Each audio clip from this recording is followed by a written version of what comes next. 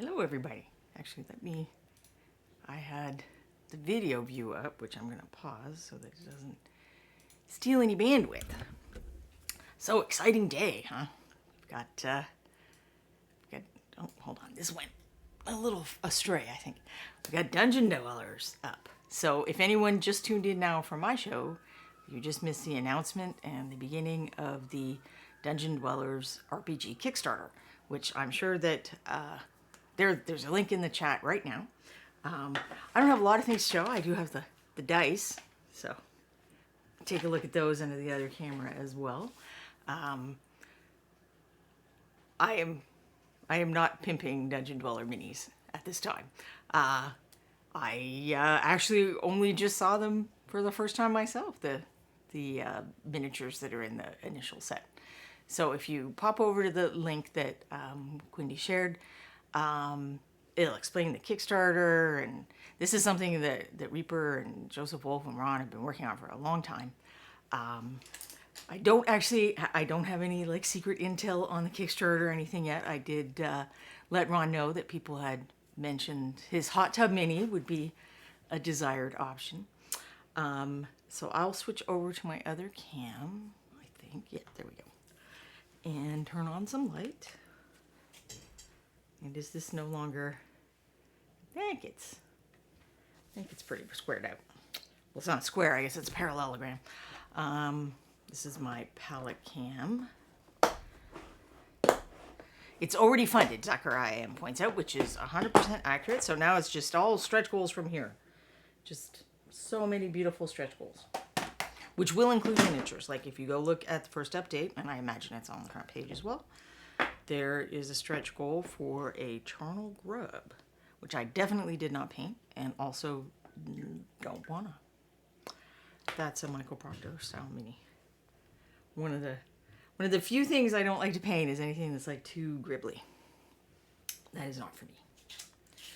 But today's painting is, so for the past, this is the third year I've been doing a stream, on or around Halloween.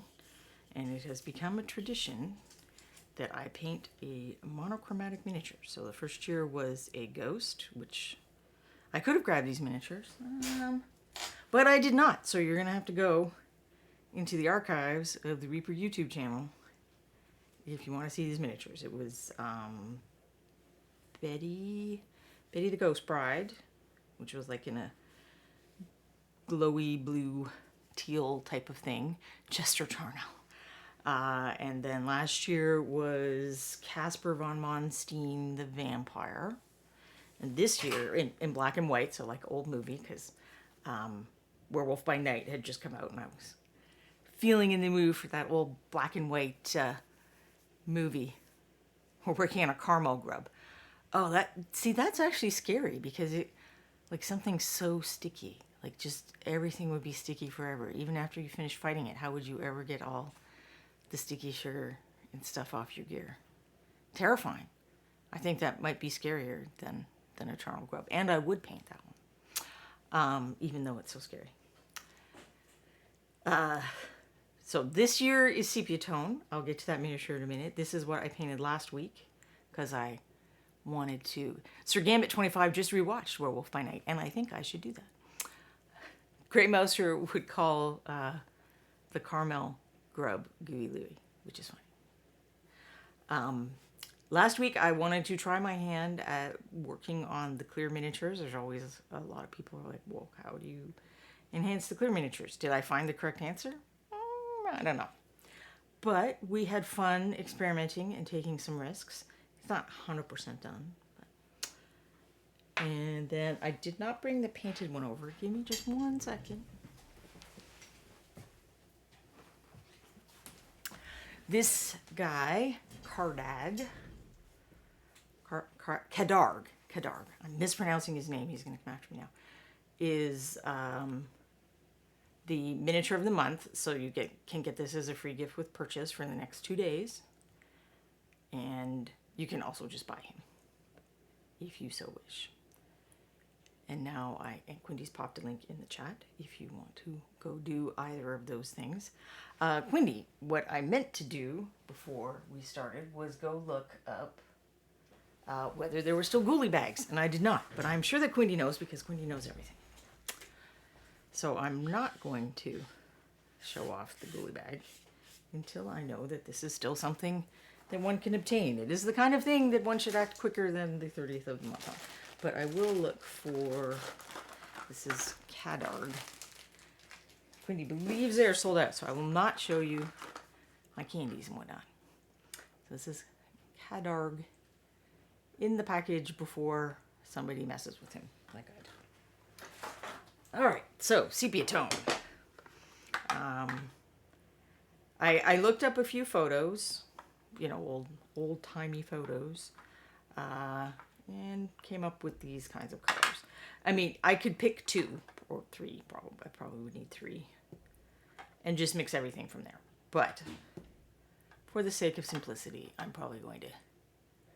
Grey Moser believes they saw something saying you could still get the hag, but not the rest. So I will show you the hag, because she's fun. So that Gertie Gristle Breath, the witch, and I took her out of the blister, so I got to dig her out. She's very cool.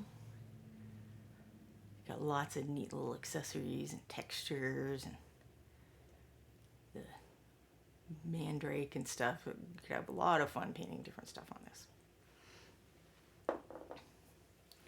I have white. I may or may not use it. When I was looking at the photographs, there was no true white, and I think that's probably partly what gives that sepia tone feel, is that there's no true black and there's no true white.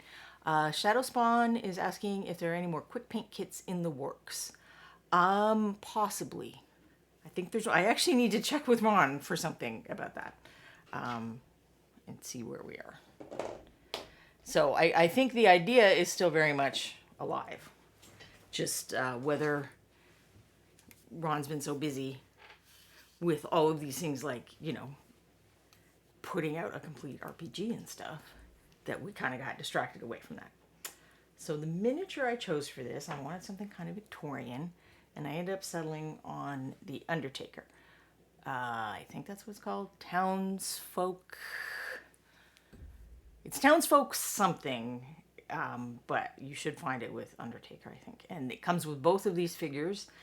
This is the metal set, so this is still available in metal, and it's also available in bones. I am not so ambitious as to think that I can paint both of these, I don't think, but Grey Moser likes the quick paints. Am I going to paint Mr. Hobblegoblin? Mr. Hobblegoblin? You mean paint the Hobgoblin again? Grey Moser, you were correct about which. Oh no, what that you can still get the witch, but not the thing. Because I did invite people to guess which miniature that I was going to paint, but I'm not sure that anyone guessed.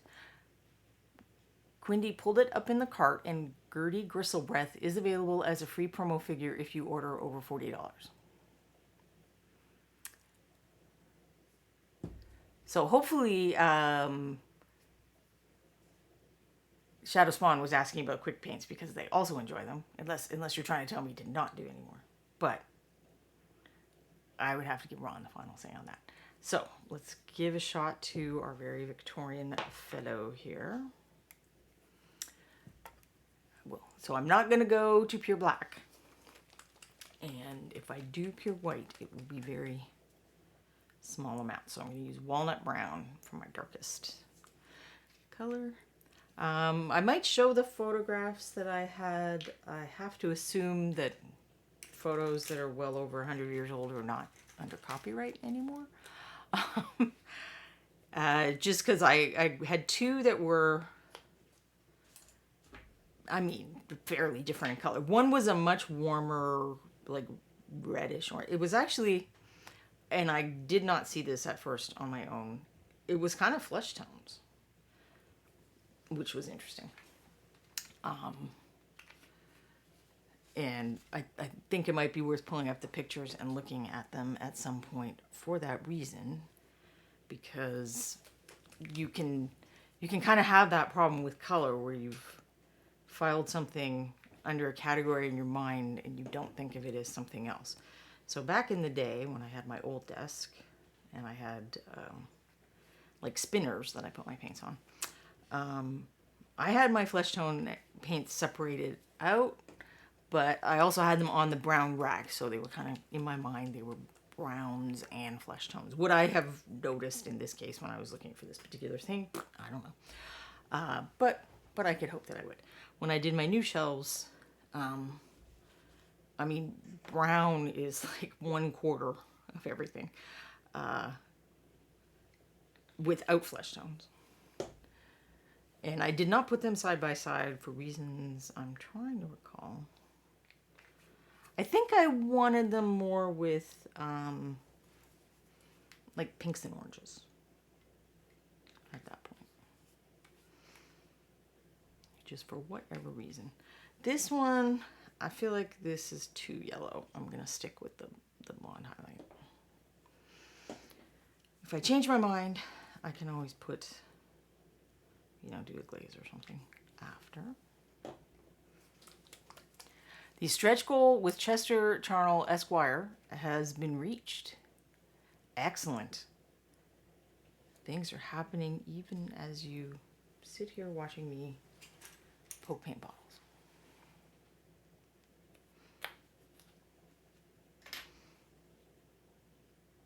I didn't know that I'd have to, follow such an exciting event when I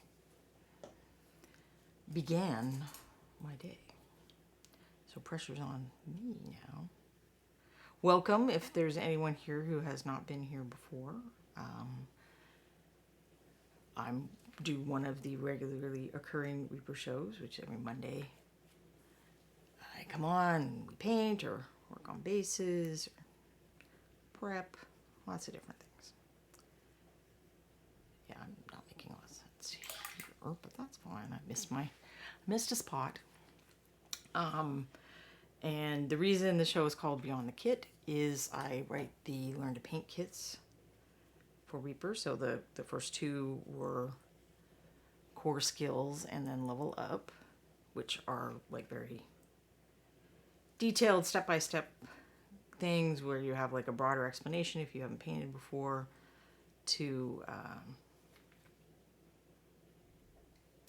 get a better understanding of techniques like dry brushing and washing and layering and all that good stuff. So when Reaper was starting to do Twitch things and they asked if I would do a stream, I decided that I would do Beyond the Kit as an opportunity to talk about all of the many things that I could not fit into the little kit booklet. So we do experiments, paint miniatures, we do all kinds of things here.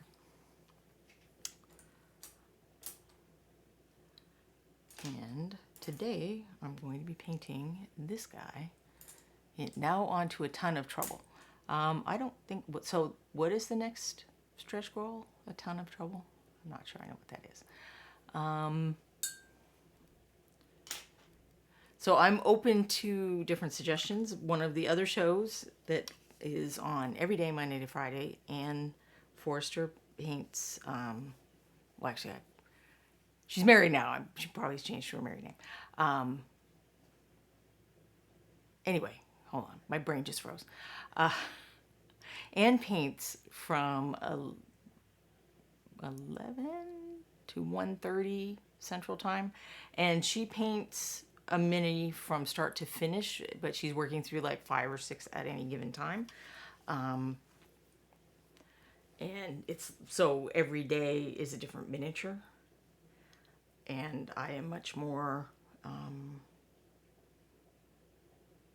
I like to explore different things. Sometimes I finish a miniature. Sometimes I talk about a particular technique, or sometimes we try out brushes. And then Wednesdays, the Italian painter Luca paints Wednesday afternoons. Thursday, if you're here, you're probably familiar with the Thursday show, but if you're completely new to Reaper, because it's certainly possible, Kickstarters are a big way of how people find us. Thursday evening is kind of the Reaper company update, where they come on and they show off new miniatures and they talk about projects and update us on Kickstarters, talk about the ReaperCon that happens every Labor Day. And I believe they still give out free prizes there. Trashorama, that's a better explanation of the name than I thought. I thought it was based on Kit, the car from Knight Rider. I didn't even know how to drive at the time the kit was new.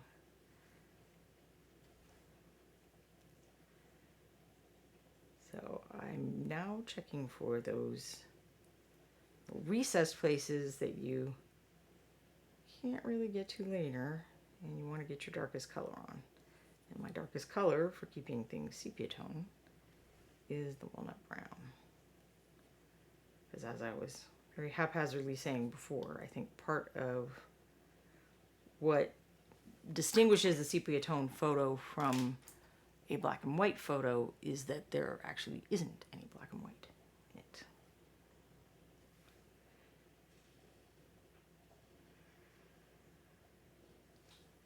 So I want him fairly pasty, but I might actually need to start a little darker than that. And now I have to decide. So his coat's going to be very dark. What would he be wearing on his outfit?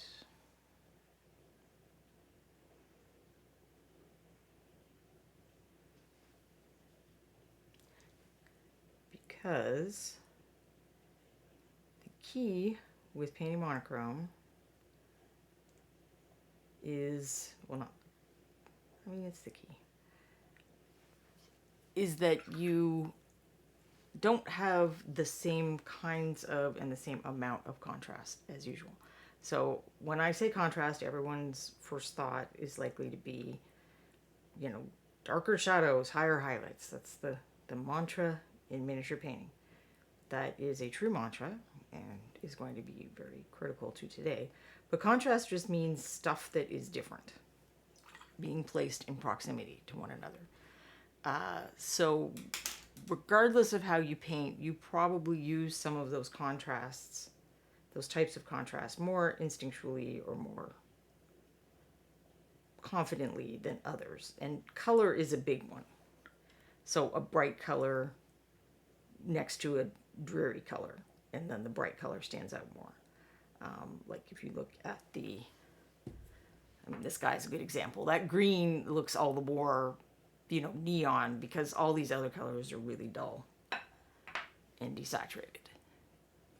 And on this guy, even though that orange is not, you know, that's not bright orange, but it looks a little more orange than it would in another context, because everything else on him is like black and gray and dull brown.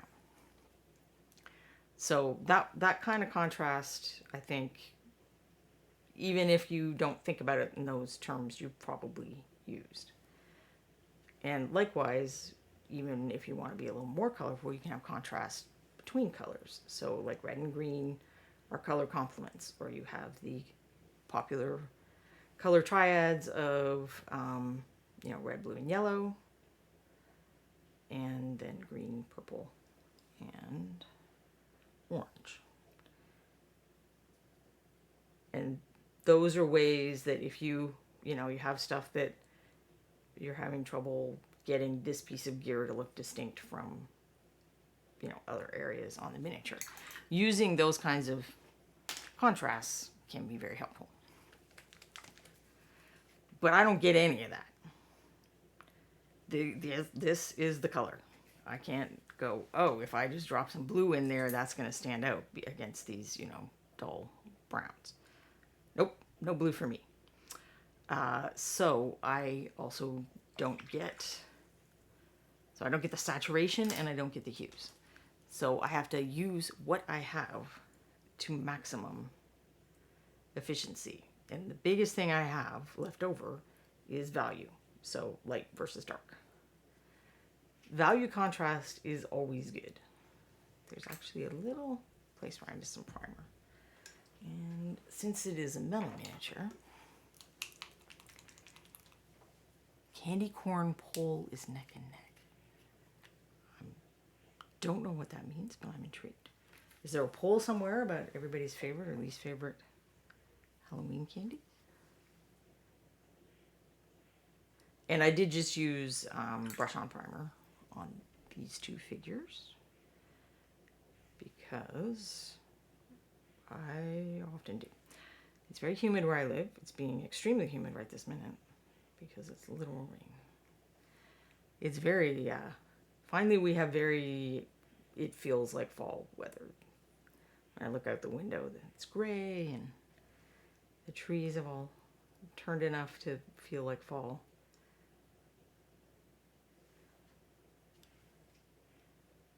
And I hear we're all getting cold weather other than Florida. Why does he have like some extra shirt? Gray Mouser, when I look out the window, it's white. Trash posted a poll in chat on whether candy corn is good or disgusting. So it's very divisive because apparently it's neck and neck. I mean, I'll eat it. It's not like my favorite thing that ever happened, but I eat it. Just for want of a better answer, I'm just going to paint this the same color.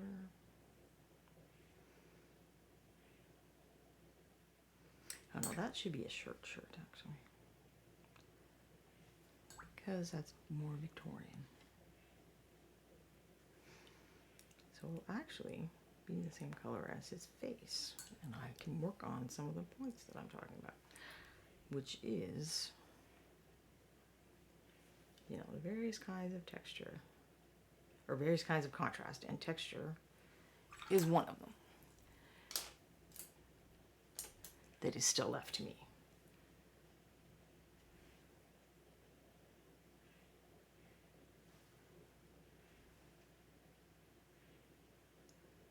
We had a lot of fun with that on the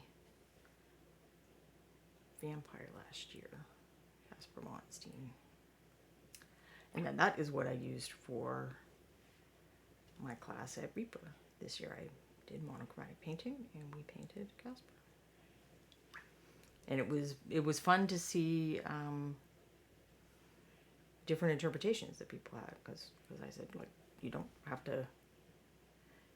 to make the same choices that I made. I mean, we do still only have black and white, but you can use, or black, the scale between black and white, but you can use those colors in many different ways.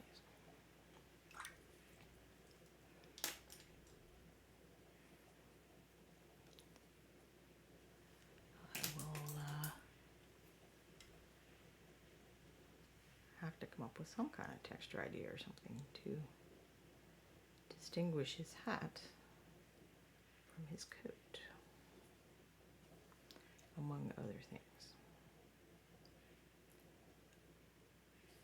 So one of my tips when painting monochromatically, and I'm not doing it here, but especially if you have, like, you put your stuff out on a plate or something, is to even label these, like 1 through 9 or 1 through 11 or whatever amount of gradations that you have, and make a note of which color is sort of the base for which areas. And the reason for that is because these, you know, as more gets on the miniature, it might be harder and harder for me to tell, oh, this is this color opposed to that color opposed to that color, kind of thing. So if you haven't painted monochromatically before, that can be helpful. See now, and I feel like it's gloves should be very dark too, but then that's just like a lot. So we have to give him some variation.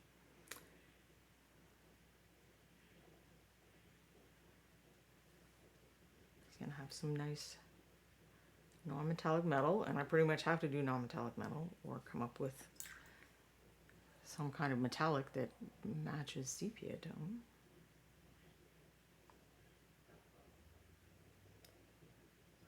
And I did not think about that prior to beginning. So I don't know that there would be. Maybe one of the brass bronze type colors.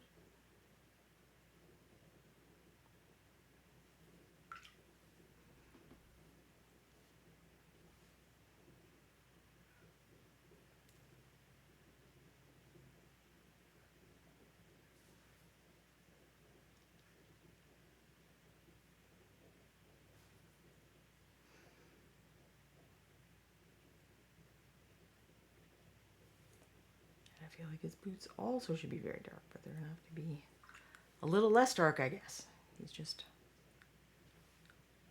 an exercise in dark on dark. An exercise that Ron likes me to do very often, so this will be good practice.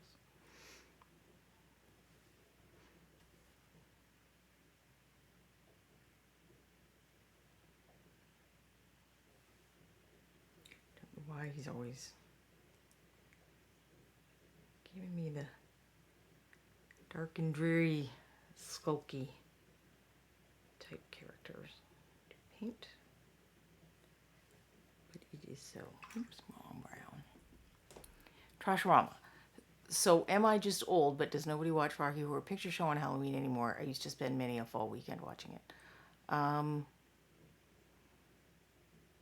I'm a weird person who is old and didn't watch it much at the time. I only saw it once in a Cineplex at the mall, which is just so not how you're supposed to see that movie. I have watched it on TV since then, but it is not. It was never a tradition to watch it every year or anything. I think my husband and I should watch something spooky today. We had started catching up, but then they're still airing episodes on the 4th season of Doom Patrol. Because I told them, like, it kind of was Halloween. They've got, like, the Frankenstein monster, the Invisible Man, the Blob, and Jekyll and Hyde. Analogous characters. And he had never thought of it that way. Ned Etienne saw it at the Tennessee Theaters Saturday night. Oh, that sounds fun. Like downtown Knoxville? Quindy, there was a TV station that always played out on Halloween, but I've not had access to TV stations in like 15 years.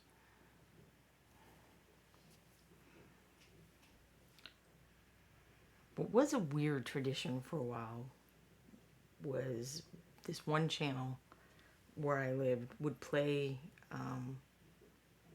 Blade Runner every New Year's, after they did the New Year's countdown and all that stuff. Then they would play Blade Runner. So I had a several years tradition of watching Blade Runner on New Year's Eve, which I'm not going to complain about.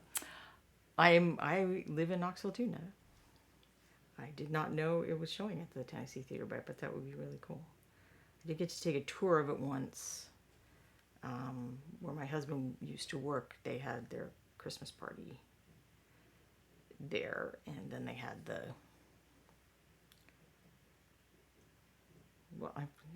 it's not like a docent, like a museum, but I guess like the guy who is in charge of the Tennessee Theater, and they'd done the restoration and renovations, fairly recent previous to this event. So he talked a lot about that, and then they showed us the organ that goes up and down out of the stage and stuff. It was pretty cool. One of the few things that work did that was cool.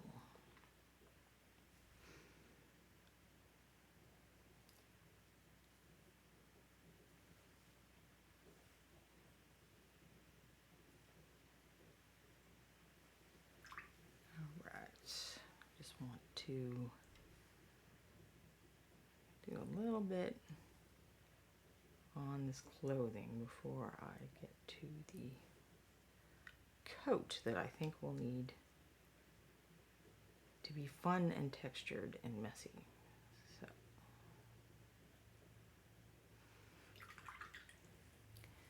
Netta says they normally show it each October near Halloween. I'll have to take a look for that. Quindy, there's a local theater here that has regular Rocky Horror Picture Show shadow casting, like monthly or whatever. Yeah, there used to be a theater in town. I think they just showed it like every Saturday night at midnight. Not Knoxville, where I used to live.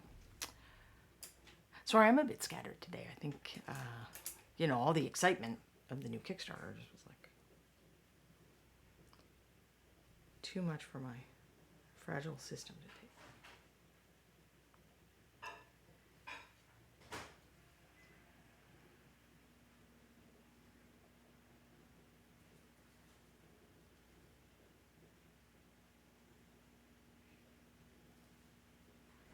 So I believe if you look at this blister set on the Reaper store, at least the metal one, I don't know if it's also on the Bones one, you will see a lovely full color paint job of this guy and his buddy. Actually, let me bring that back maybe just so you can see how awesome this casket is. It's got these like really nice ornate Victorian style details like a lot. Trash likes to watch the old Vincent Price films that are public domain, Rocky Horror, and now I like watching The Witch. So Trash gets into Halloween in a very excellent way. I always mean to, and then because I have very little concept of the passage of time, I'm fairly terrible at holidays. But we did get a new inflatable dragon, and it's even toothless. And our neighbors may believe this is for Halloween, but this is not for Halloween.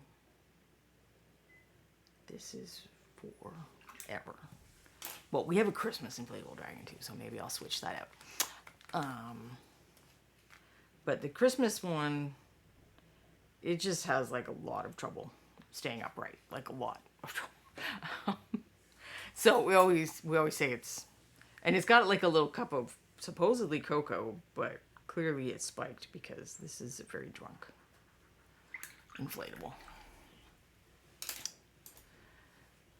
If you are new here, in the chat, the bot just posted a link to the Reaper Challenge League, which is a great way to get yourself painting, get some rewards for painting. There are various challenges, and then there are points, and then you can win stuff. So, and even if you don't win stuff, you win having painted figures, because a lot of us have trouble doing that on our own initiative. So something like this is a great way to push yourself to do things. Or finish things, because sometimes you might be someone who starts a lot of figures, but doesn't finish them. And it might help with that too.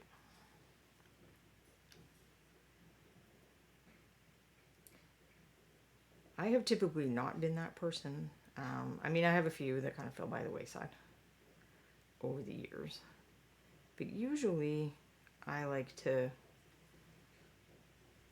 paint something from start to finish and then move on to the next thing. Other than this show, because of my whole liking to do different things and testing and whatnot, I have ended up with many partially painted minis. So I am debating kind of doing a do it December and finishing up some stuff on stream and encouraging other people who may have things that need to get completed.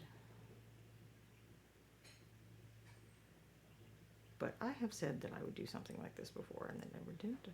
So I guess we'll I guess we'll see. I guess let me know if you like the idea of that.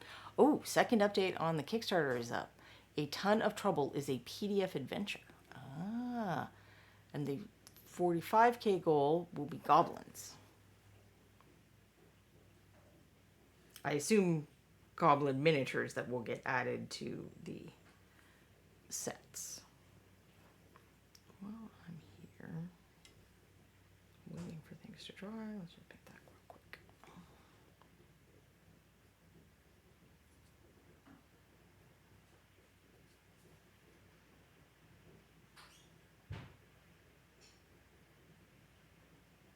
So this will be interesting. This is different to any Kickstarters that Reaper's done. It's very exciting to get to watch it from the beginning like this. See what other tricks and treats they have in store for us.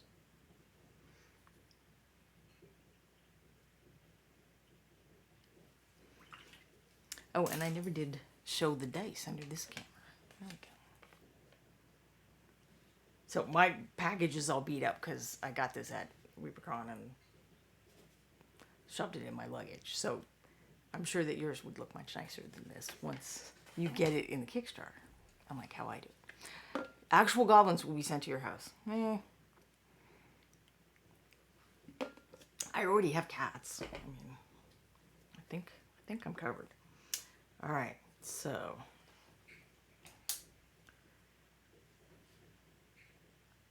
I feel like there's already some kind of cats are fur goblins. Yes, and then they use the fur to torment and annoy you. So I'm just going to add a little bit to these clothes. Bring out the pleats.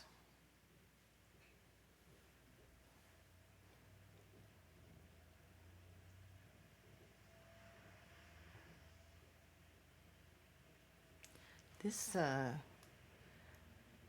desert stone is a little on the less opaque side, so that is why I've had to apply any coats to his face. Probably if I'd picked my colors out before I did all the prep and stuff, I might have primed in white instead of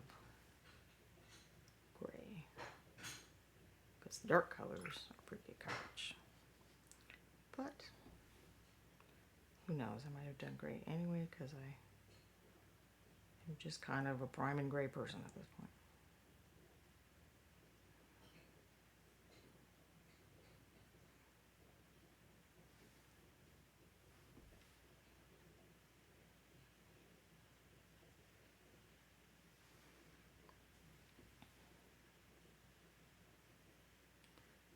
I don't think the fact that it's raining is going to help me with paint drying today.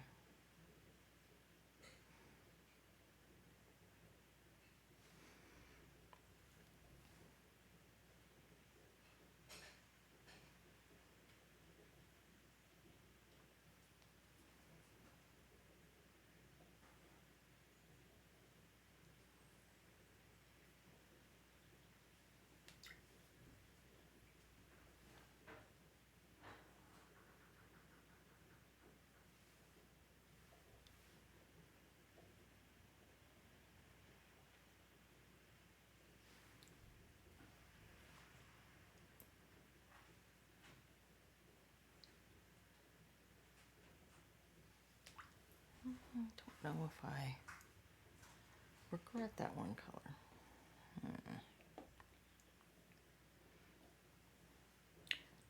It's not too late to have regrets, I don't think.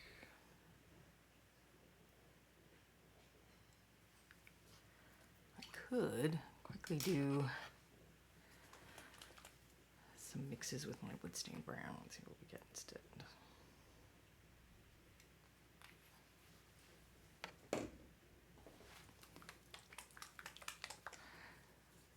Baldur's Gate 3 story. Apparently in this third play, Orin decided to kidnap Gale and ended up killing him, and the game didn't instantly end. I have regularly been amazed at things that don't end that game. I think my husband said one of the, like GameSpot or something, one of the sites that does reviews, in their playthrough they killed all the companions, partly just to do something different. Because there were so many reviews being written at the same time about this game. And they could play the game, but a lot of the things, particularly in the third act, were not as engaging or interesting because it was, I don't see how it would be otherwise. Like, how do you have a story without having the characters from the story? So I'm not blaming the Baldur's Gate 3 people for that one.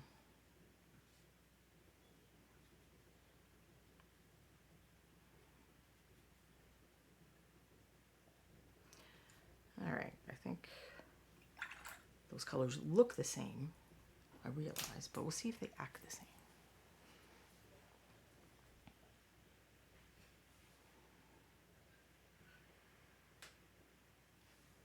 And they might, I don't know. Maybe I did need the yellower.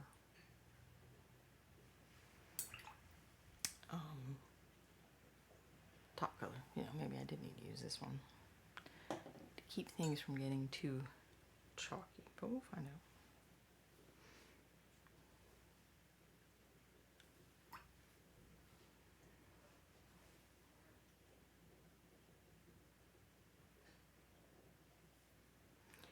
I need to go back to Baldur's Gate. I'm in the spooky part too, so it is very seasonally appropriate.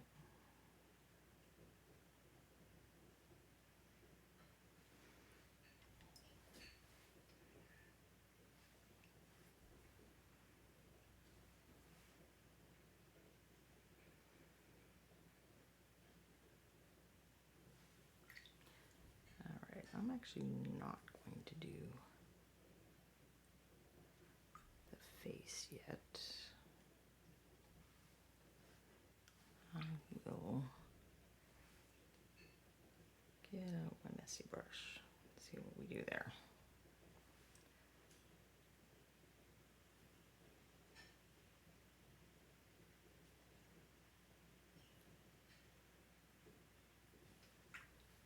And what color was I doing his hair? That color, I think.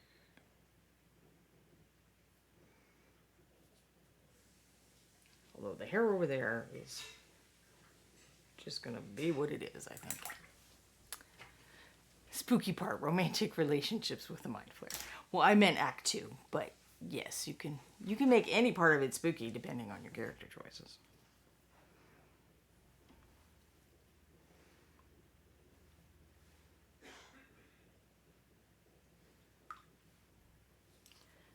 Alright, where is my phone brush?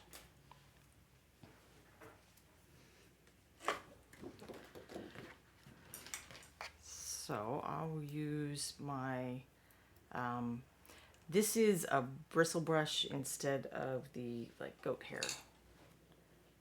dome dry brushes, because I want to make little streaks and stuff. And did I remember to go look for my synthetic bristle brushes? No, I did not, but that might work. Yeah, maybe I'll play around with that. So this is, I got this at the art store, Princeton Select round blender. It's like they cut the bristles into a dull point instead of a sharp point. And I think the idea is that you've got wet acrylic paint like on a canvas, and you can kind of go like that and try to smooth blend it. But this is not how we do it in miniature painting. What we want to do is use this to make knot smoothness.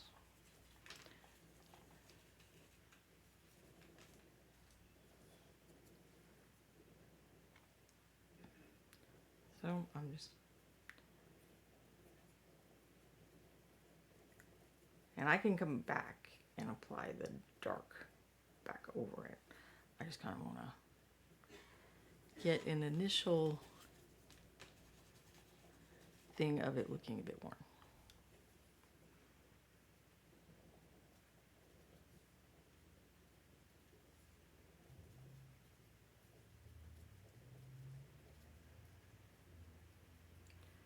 And I feel like I might have to cheat and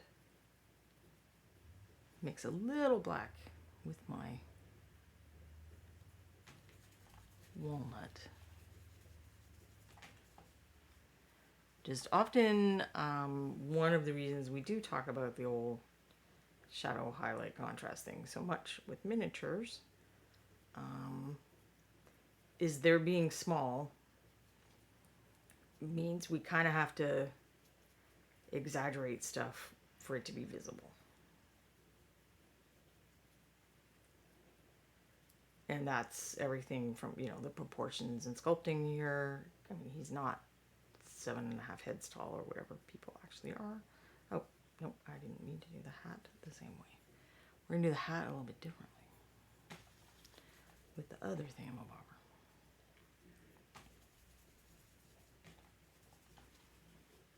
The actual dry brush ones.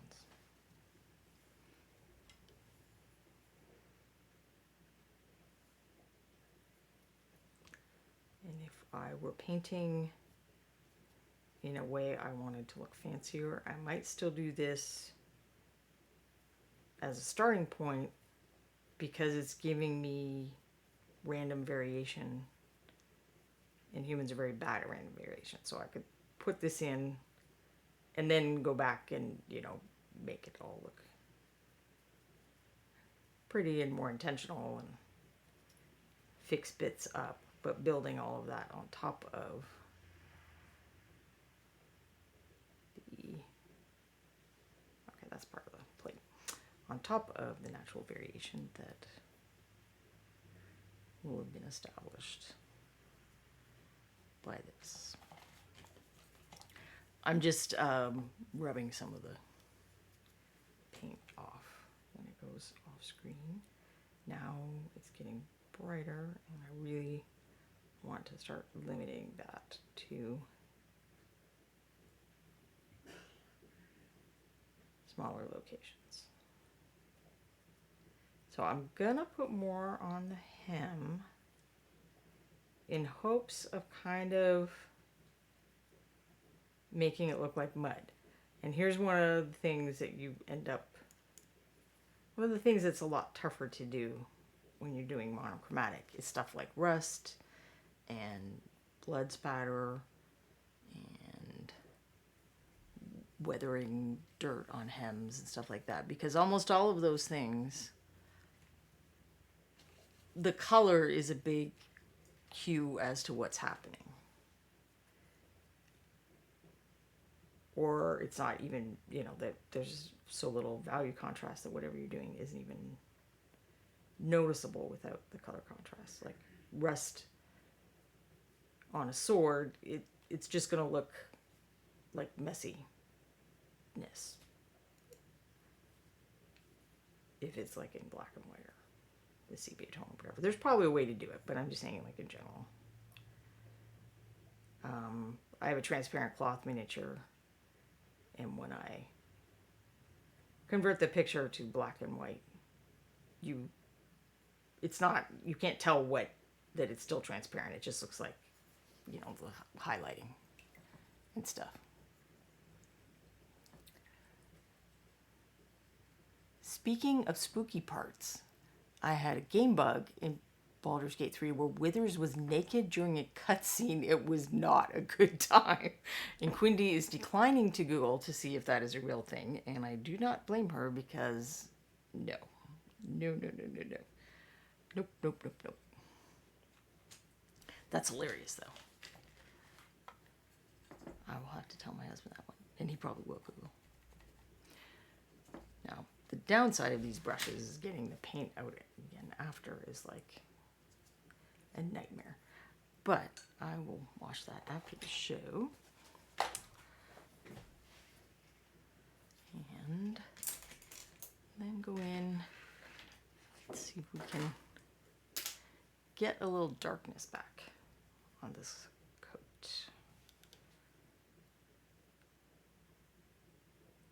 Fix where it wasn't supposed to get that texture, because I need to make that a different texture. Probably won't be wildly different, but we'll see.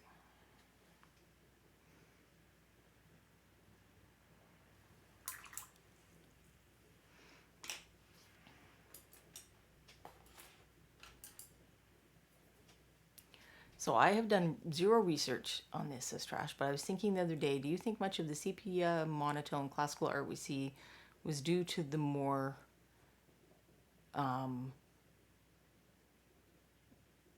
I think you mean potent or colorful pigments at the time were just way too expensive and not available to acquire. And absolutely, I think that artists, there's a tradition of laying everything down in monochrome, black and white, green, sometimes verdaccio, and it works really well under skin tones. Yeah, because those are cheap. The white and the black were way cheaper than other pigments were. Probably almost.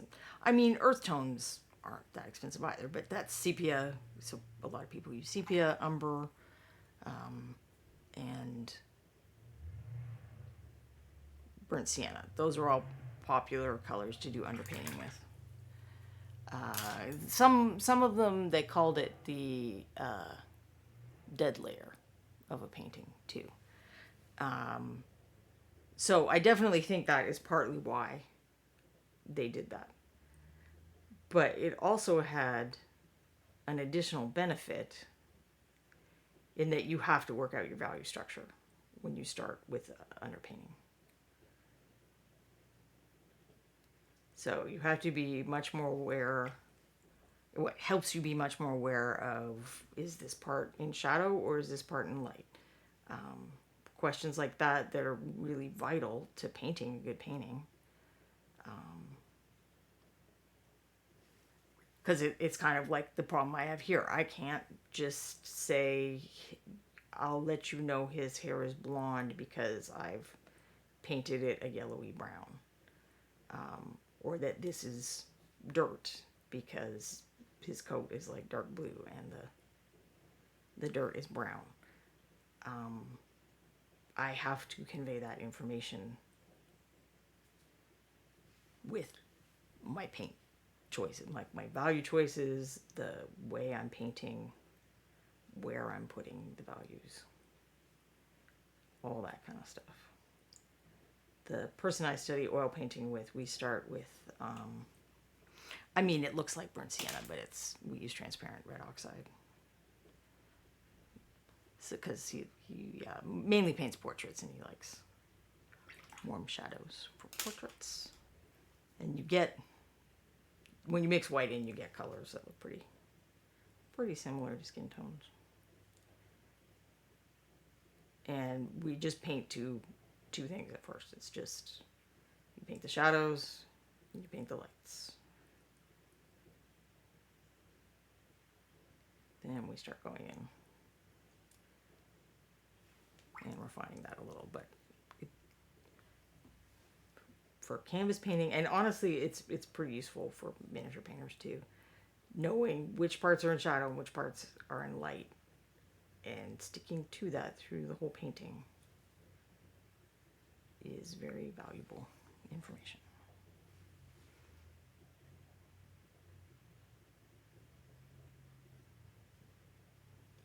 So I'm not worrying too much if I'm losing texture in shadow areas, because, well, partly because I want to paint faster, but also because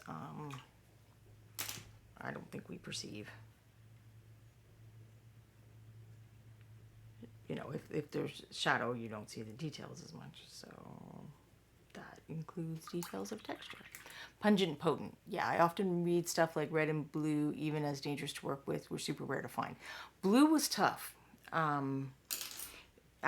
So the Egyptians had blue and the Mayans had blue, but for some reason the formula for Egyptian blue was lost at some point. So I do not think that that was available to like the classic Renaissance oil painters. So the main blue that was available was original ultramarine, which was made from lapis lazuli rocks. And the proportion of the blue part to the rest of the rock is not high. So this is expensive. And this is, in fact, part of the reason that the color blue is associated with the Virgin Mary in all these old paintings is because of that. Like a painting contract could include the amount of ultramarine blue that you were going to use. Like that's how expensive it was. It was cost more than gold. So you would negotiate with the client how much blue they were willing to pay for their painting, and that blue would get reserved for significant elements in the painting.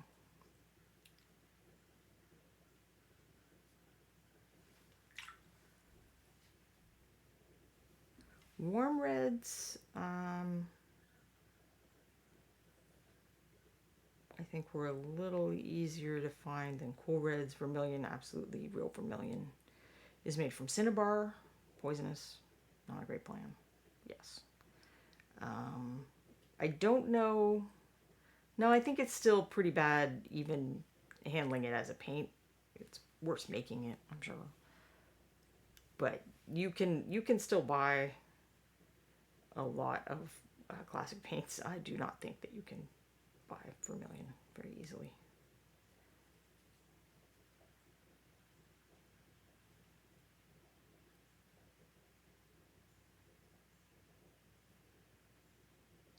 So one of the, if you think about, was it SpaceX that, or was before SpaceX that had, hey Valander, had a contest for, the first commercial getting to space or something was going to win an award. So back in the day, there was the same thing, but with blue, with ultramarine blue. If someone could come up with an alternate way to make that color that was not super expensive, there was like a big prize for it. And they did. And that's why we have ultramarine blue that is available to people like you and me, and does not require a patron to enjoy.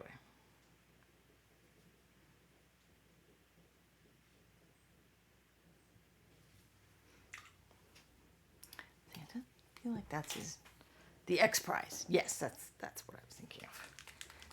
Do not feel like that is dark enough.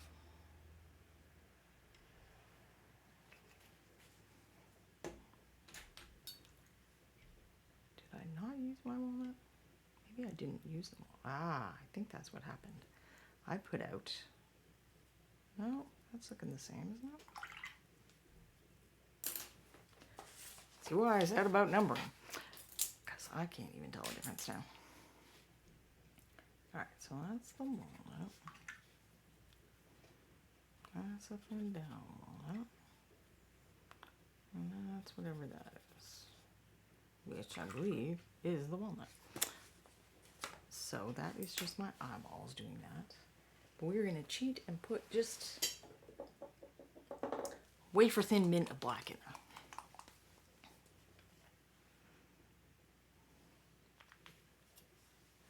there.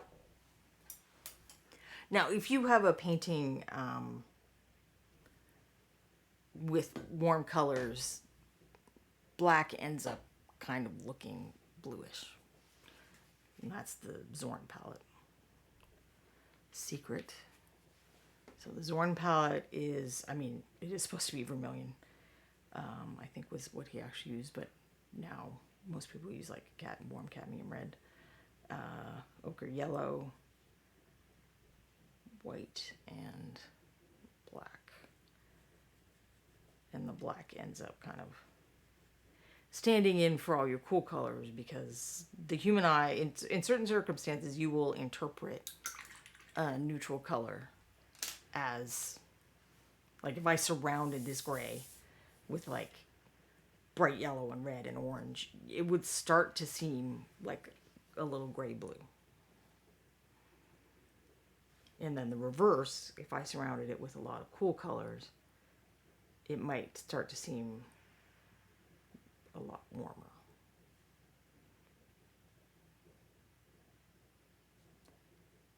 So that's the annoying thing about color always being relative. Is that how dark or light or whatever, warm, cool, even colors, the surrounding things are, affects your perception of what that color is. Which is why it's tricky to just say, oh, I like this blue that someone used, and you find out what paints they used, and then you go put that into a completely different context, and then it doesn't look the same. It doesn't look as cool to you, because part of the reason their blue looked cool was all the other stuff, even if it didn't seem very interesting to look at the time.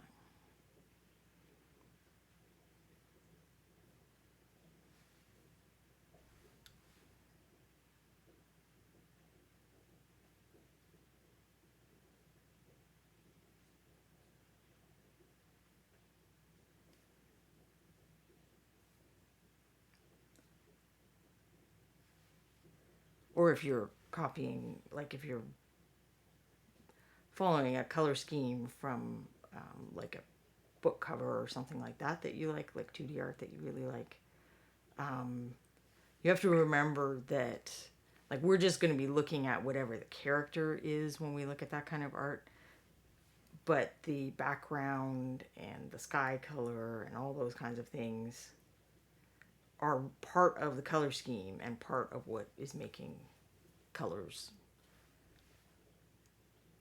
have certain, it might be affecting whether something looks warm or cool, or whether the colors gel together. Might be partly because of the color that someone used in the background. Somewhere on my website, I think it's called The Constraints of Miniature Painting. But it's a list of like 12 or so things that people do in other visual media that we can't do as well or as easily. And in that article, there are pictures of the Death Dealer, the painting, and then there have also been several miniature versions of that, and then painted versions of the miniature version, where, looking at that painting without the background, like you're just looking at the miniature or the Death Dealer and you're thinking about the Death Dealer, it's a very different perception than if you put the background back in, because the background's actually quite colorful. It's got like flames and this boiling sky, and he looks menacing and dark and scary because of that color. So if you take him away from the background, you're losing some information. You're losing some of what establishes the mood of that painting. And that's not really because of the content of the background. Like, Frazetta is pretty abstracted in his backgrounds on almost all his paintings. So it's not because there's not actual, flames and birds and stuff. That adds a little bit of information, but not like an unrecoverable amount of information. But the color is affecting how the character is built more than you believe it is. At least this is my experience. All right, I'm using black for lining on the theory that we just have to exaggerate more miniatures.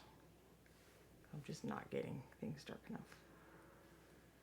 With that walnut. And walnut is a very dark color. But this guy is supposed to be dark and dreary. And I'll need to go very dark and then have some light parts to do that.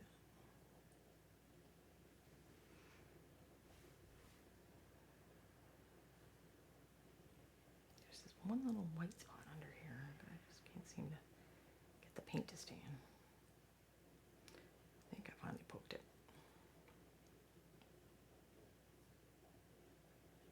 So I'm not feeling confident this year about my chances. Like normally I finish the miniature, but I guess because I haven't practiced much with the sepia tone before, I'm running into more roadblocks than I expected.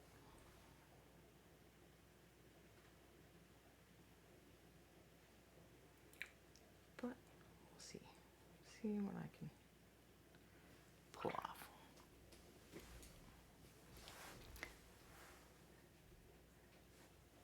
Somebody should update that with the life-size sculpt from Fort Hood. I'm not sure what you mean.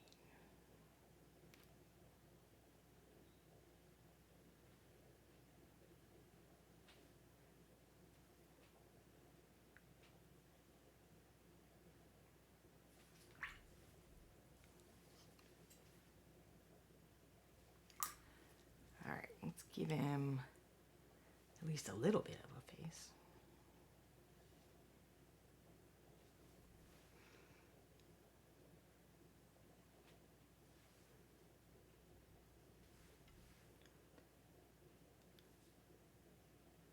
I'm just going to do dark eye sockets because trying to reach in there does not sound like fun. And you guys don't have that kind of time. I do want him to be pretty pale though, so. But he has definitely got the kind of face for some nice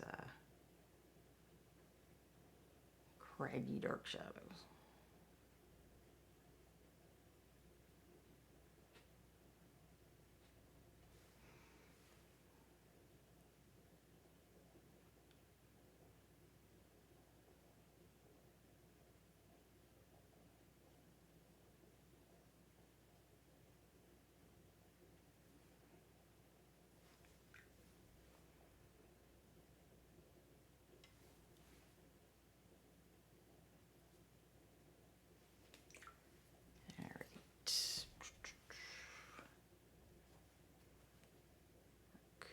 Do a wash on the hair, I think, but there's so little of it. I'm just gonna kind of. I mean, I'm not saying he's not follicularly challenged. It's just most of it's covered up by his hat.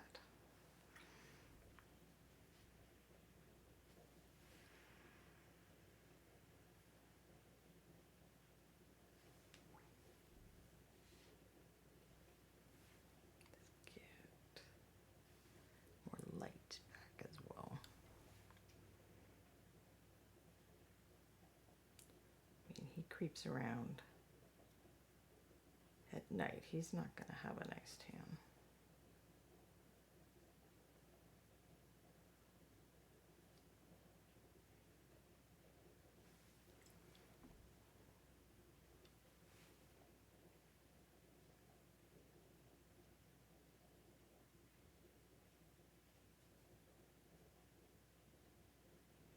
And this is one of those moments of exaggeration because his face would be like super shadowed because of the hat. But we like looking at faces, so it's something that we'll often exaggerate.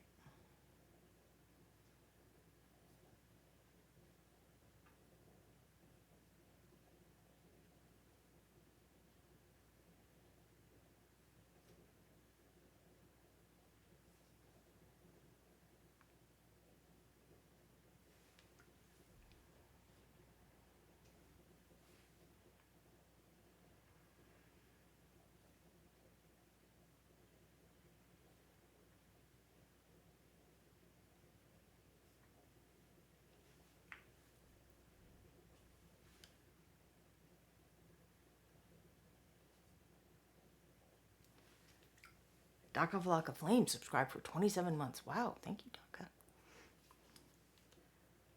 Reaper appreciates your support.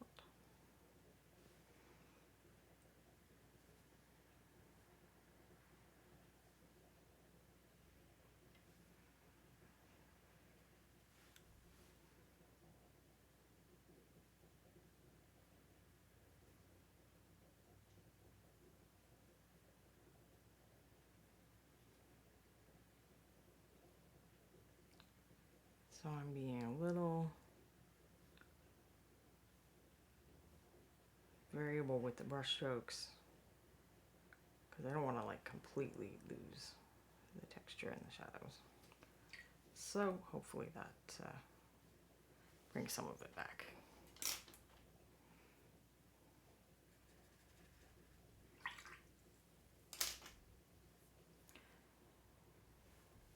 But yeah, I had to go to adding black to make it work.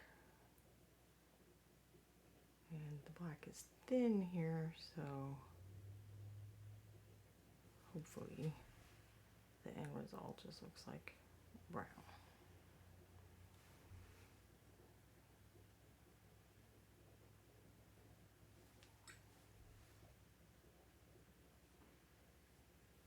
Or I get rid of too much of my textures, you know, whichever.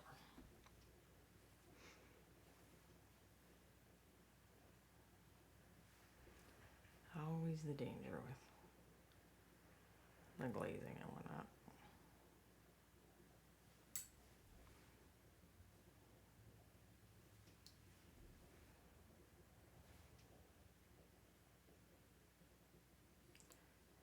So anyone have super cool Halloween plans or stuff you did on the weekend?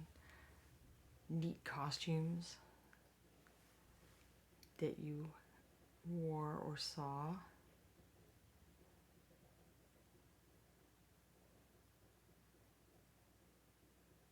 We don't get a lot of kids typically, so like to the point where we're like, you know what, we're just gonna turn off the lights and not scare the cats like 4 times unnecessarily.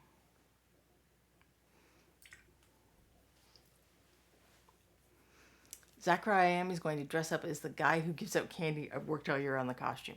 Hey, if you're giving out a lot of candy, I'm pretty sure that everybody's going to be very happy to see you. Alright, for the hat, where is my other? Use one of the soft ones now and see if I can make like little dots. Make it kind of like, I believe these hats were the felted kind.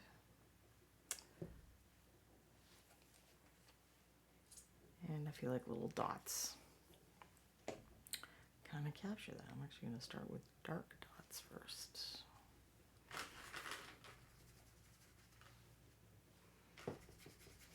Very scientific testing there. But I definitely need it to be pretty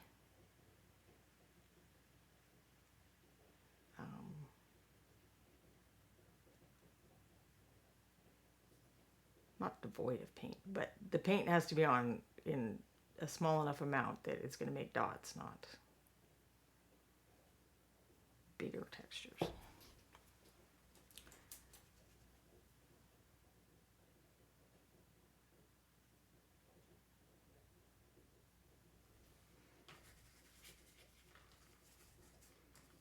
Streaks, and see, that would be streaky. That's not what I want.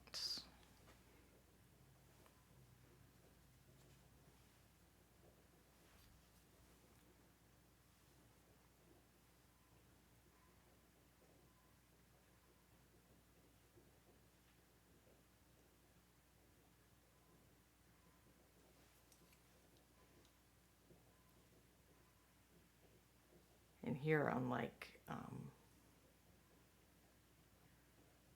kind of layering style blending, I want there to be a bit of a jump between my colors so that the little dots are more noticeable.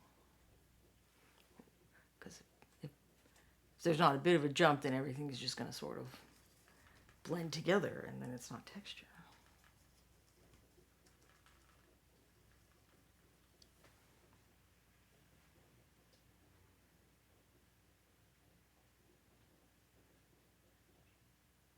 But I can go back and forth between my colors as well. So I jumped up a bit,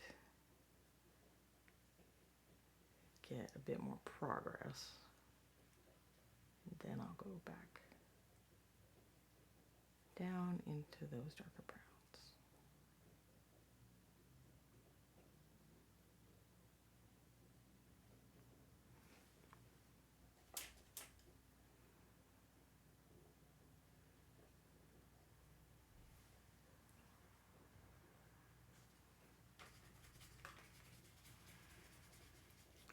Valander, someone just asked me for storage and transport solutions for their miniatures. They have a lot. I ended up suggesting the back of a U-Haul truck.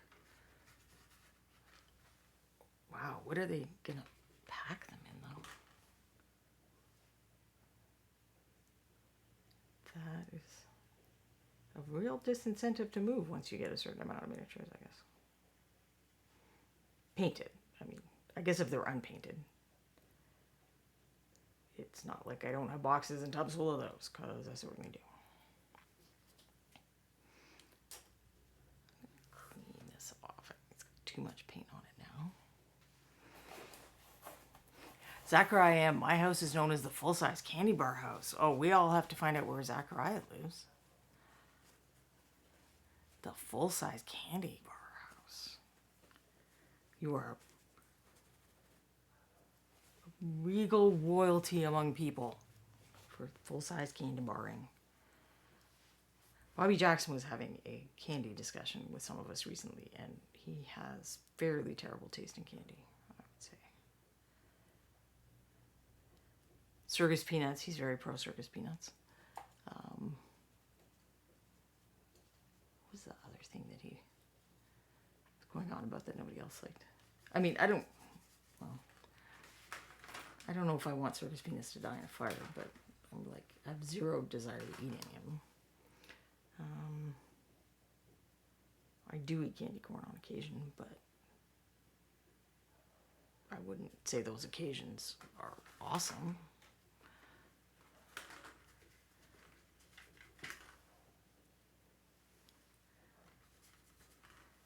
He sent us to it was somebody's list of the top 10 worst candies. And I do have to agree with this point that Halloween candies, that this list was flawed because they had fruit, raisins, and pennies on there, and those are not candies. I mean, they may be things that kids don't want to get on Halloween, but they're not candies.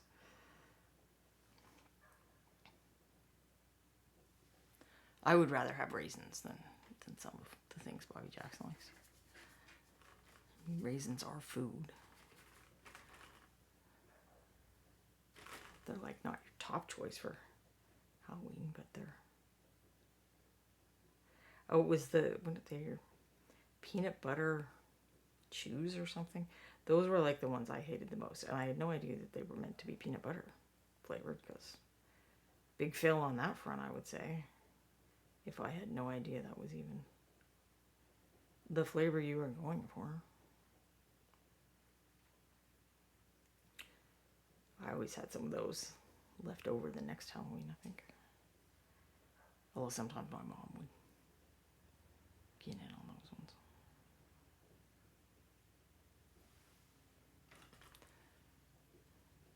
But I would be like, little bags of chips were sort of the top of my Halloween echelon. Then the candy bars I liked, then the candy bars I liked less. Then colorful shapes of sugar, like candy necklaces and that kind of thing.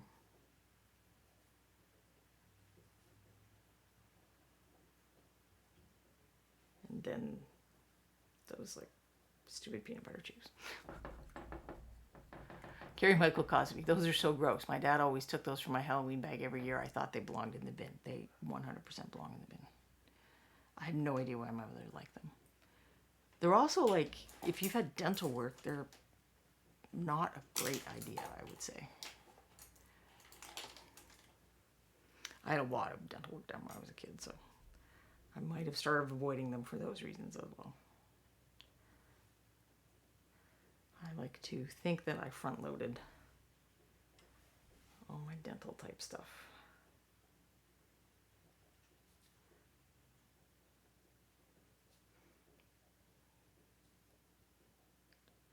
I like to hope that I did at any rate.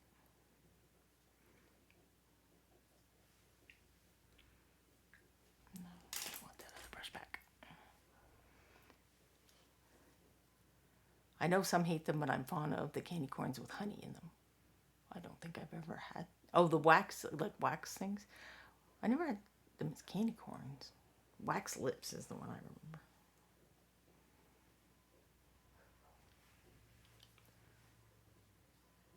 Which I don't even think it was like Halloween specific. I think that was just like penny candy. Or at the penny candy store. I don't think it cost a penny. I'm not that old. I do remember when where I lived, like caramels went up to like 2 cents, and that was just scandalous in my elementary school. We were all aghast. It was our first adventure in inflation, I guess.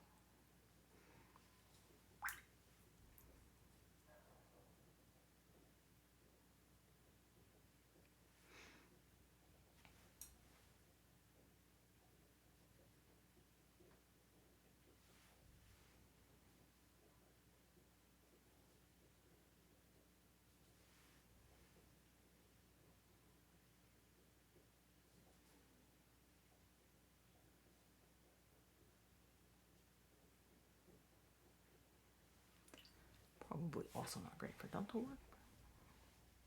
Oh.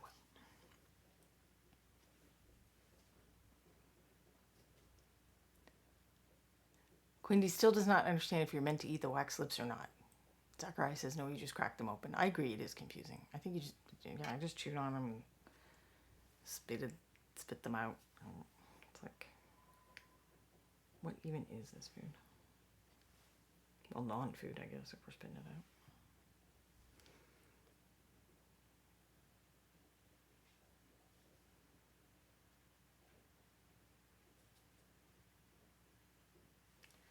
That seems kind of light.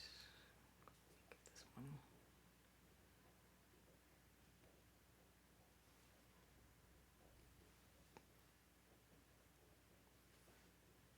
One of those awkward places to reach.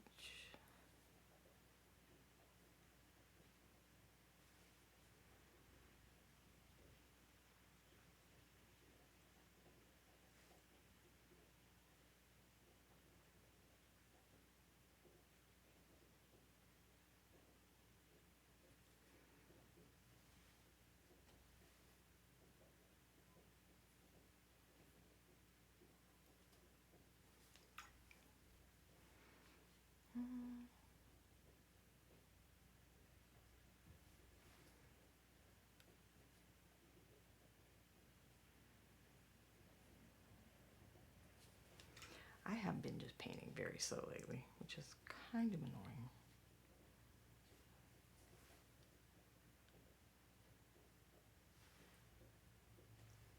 The thing I'm painting for Ron right now is just taking freaking forever.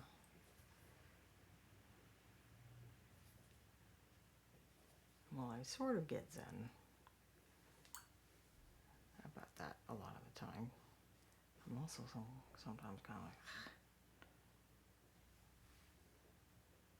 I'd like to go paint something different now.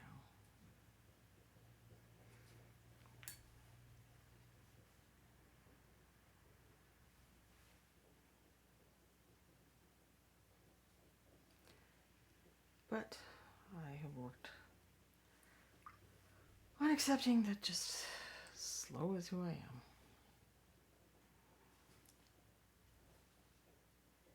I could either practice to be less slow or just paint the way I want to paint.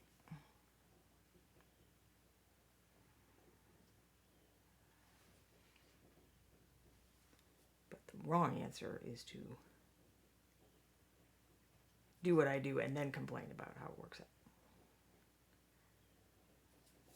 Because I was just making myself miserable. Not that I'm not, well practiced at that, as most of us are.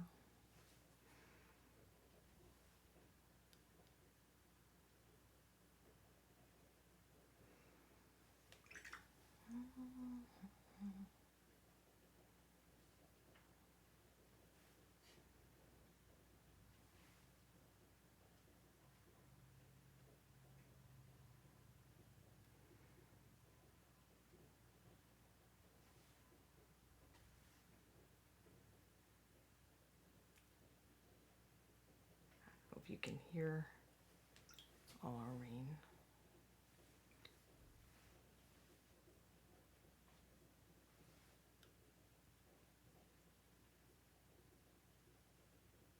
I guess it's good. I think most of the kids did the Halloween things on Saturday. Like, I think people were even trick-or-treating.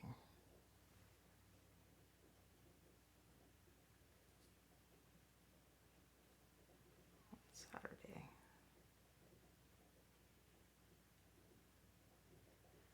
Wasn't clear from what our friends dropped by that have a child. She wasn't with them, so it wasn't completely clear on the story. But it sounded like they did trick-or-treating thing on Saturday. I know when I worked at the mall, we would do a day where the kids could come by and get candy from us, and it'd just be like it was a little parade. It would just be this long line of kids.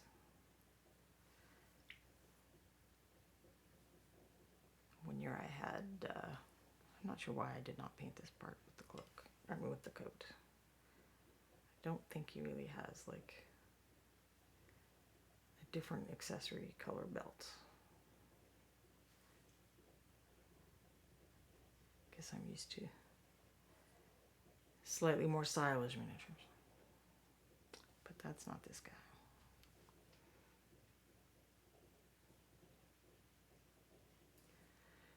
And likewise, this little, what even is this?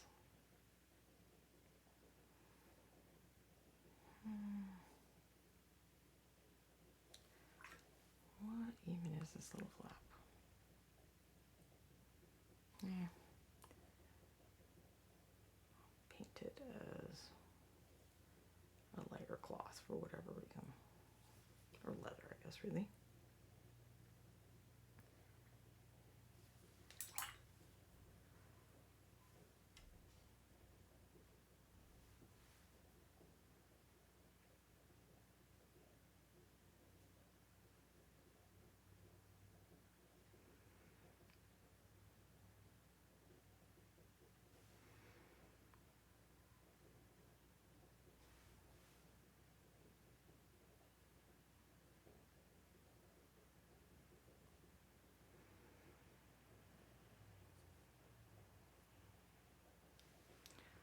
Some things I probably should have thought through more than I did. But hey, if you aren't new here, you're used to that.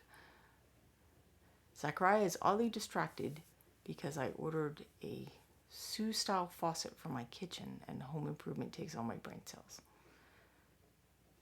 Is Sue-style like one of the big, where they go up really tall and have a bend so that you can fit a big pan under there?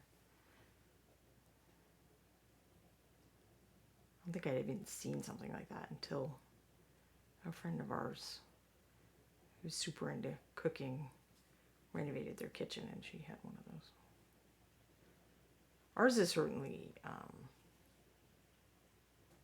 taller than I would have had, would have seen in the past, but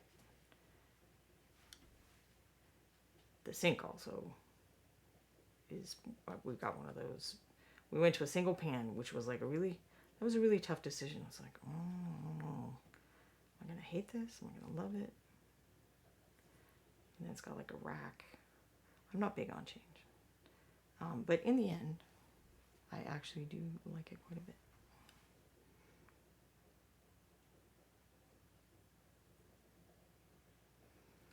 is very convenient that you can fit like a whole cookie sheet in there to wash it.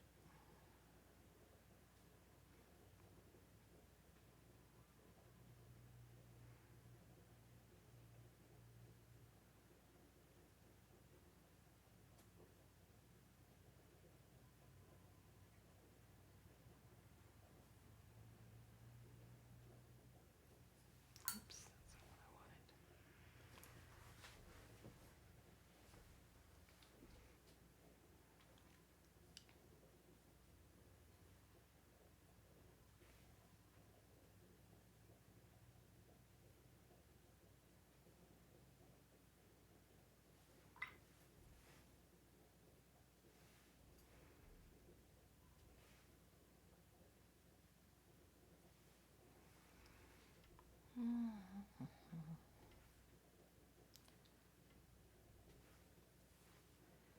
Walnut brown's fairly intense color, so I do think I need to thin it out a little for some of this.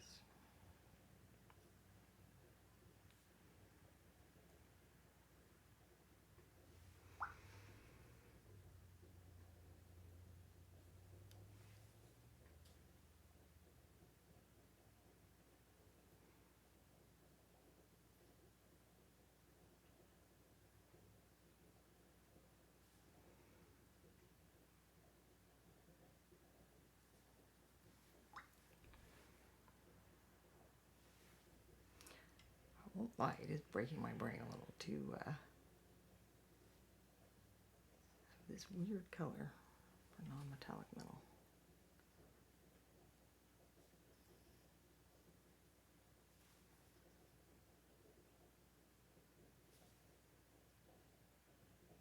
But that is the value of doing stuff like this, or one of the values.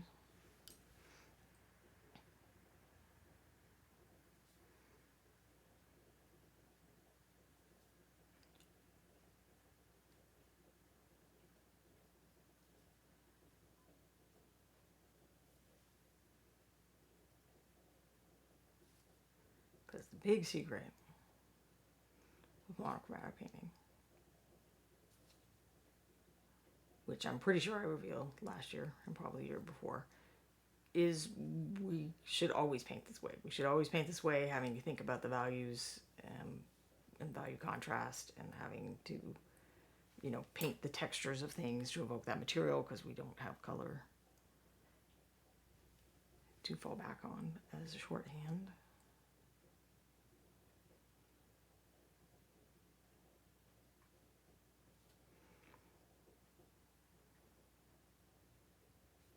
I mean, use color, but not using it as a shorthand.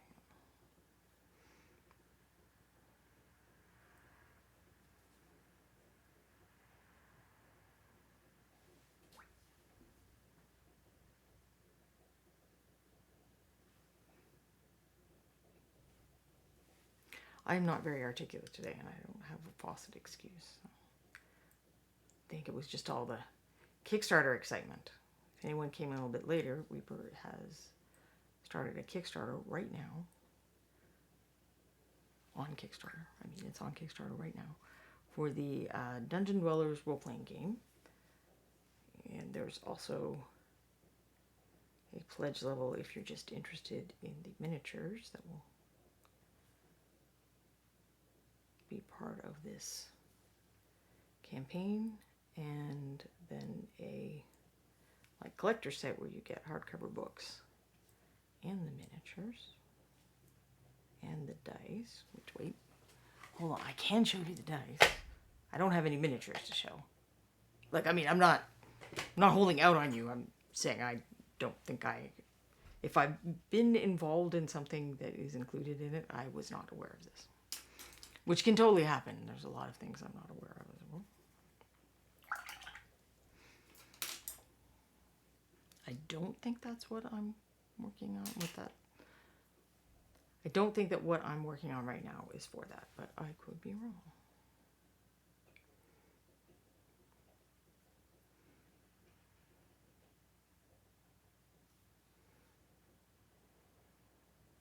I've been wrong before.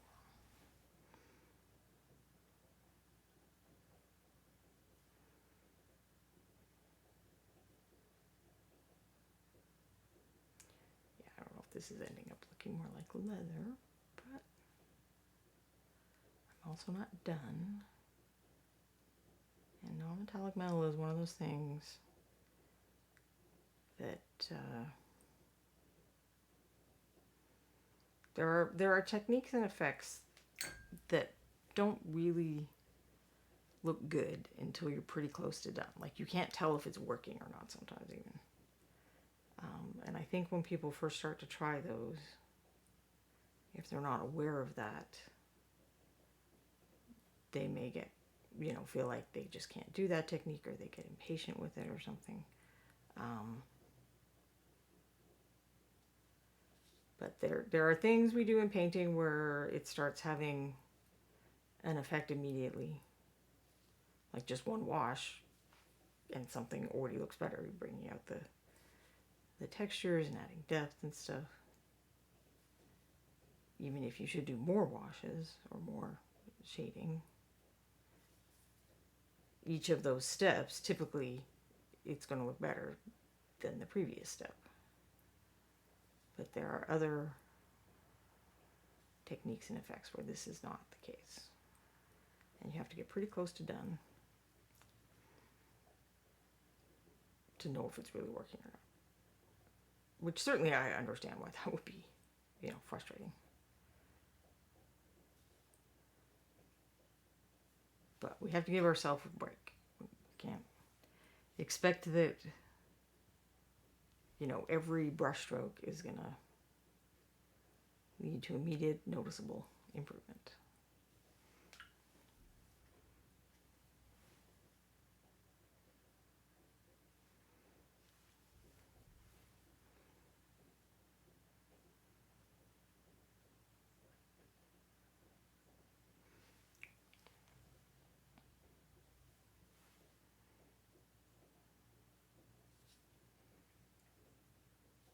I'm wrestling with the value of these. You need, strong dark light contrast to create the illusion of an MM. But then I also need it to have some contrast, in the context of the overall miniature, so I was going lighter. Quindy has, or the bot, Quindy probably told the bot to put the link to the Kickstarter in the chat.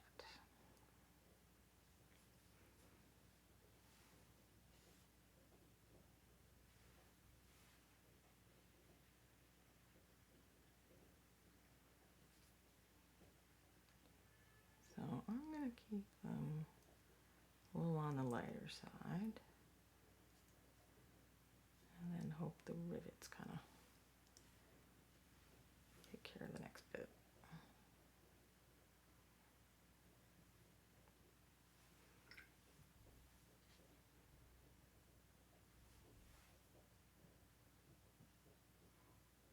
Because that'll give me the dark.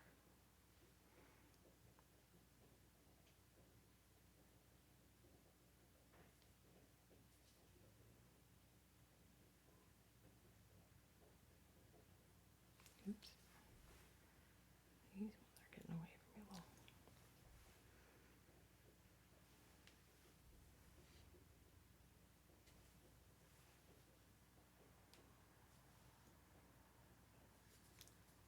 Cannot. Yes, there is one there.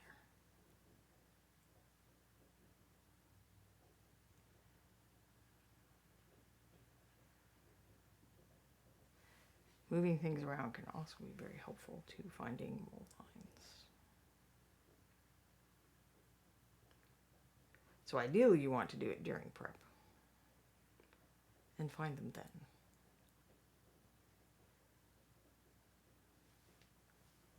But I think we don't always live in an ideal world.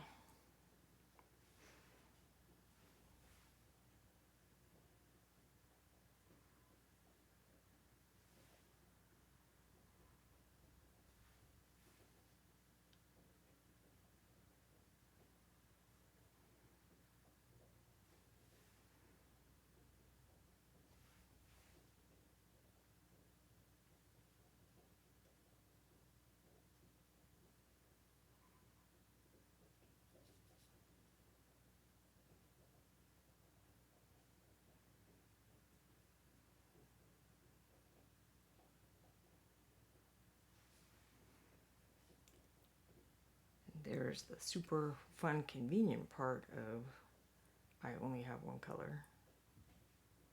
It's very easy to fix boo-boos. Paint places you forgot, or whatever, because all my colors are just here all the time. So I would imagine, going back to the question about the painters, the canvas painters of yore, starting with a monochromatic earth tone underpainting, that speed may also have been a reason why that was appealing.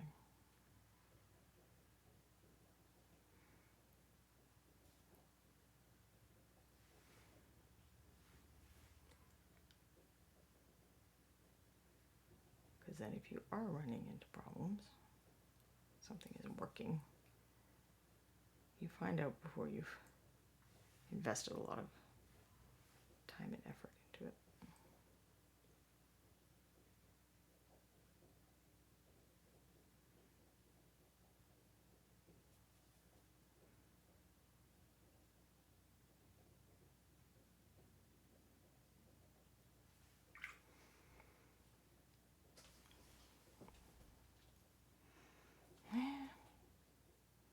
Which looks remotely like metal, but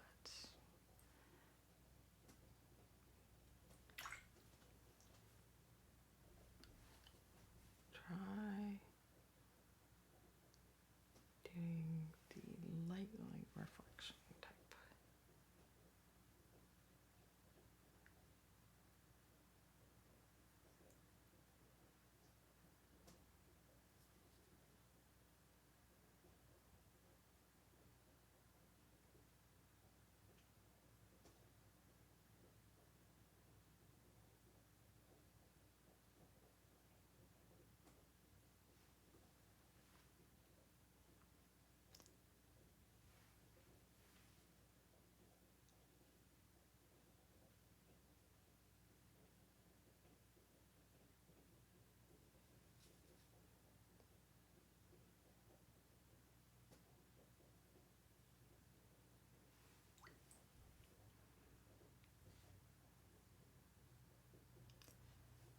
Hopefully that has the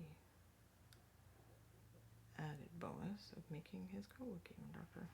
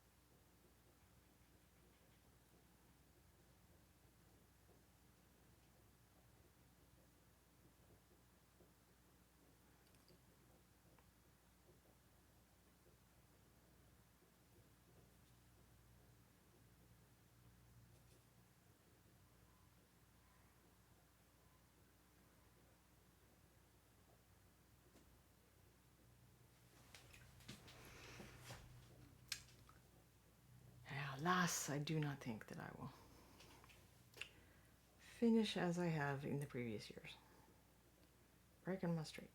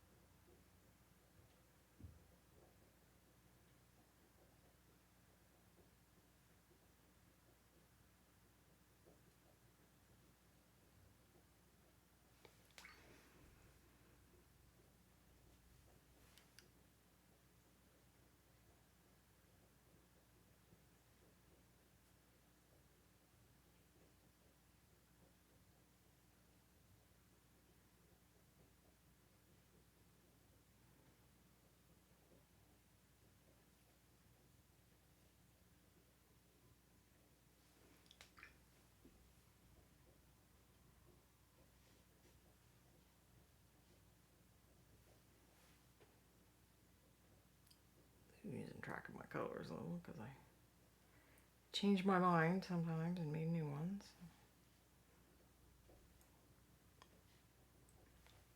Even if I had numbered them, it may or may not have helped.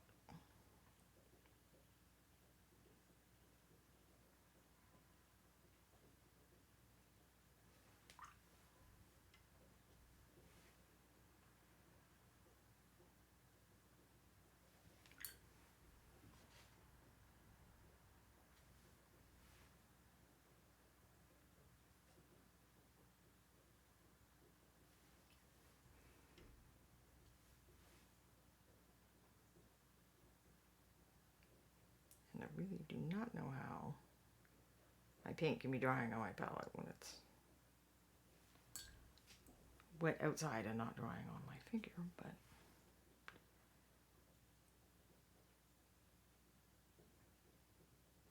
and it's not at a convention, because when you're at a convention, the rule of the paint, not the rule that I made, the paint seems to make this rule, is that it will do whatever the opposite of what you want it. Do you want it to dry fast? It's going to take forever. Do you want it to dry slow so you can show a technique? No.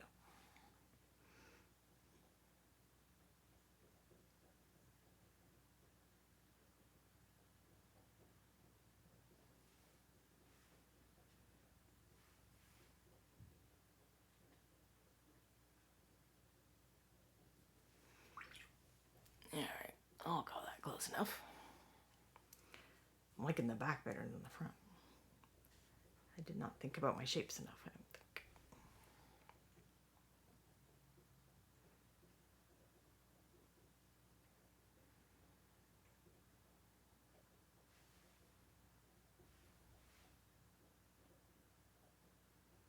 Which is certainly one of the hazards of trying to paint fast.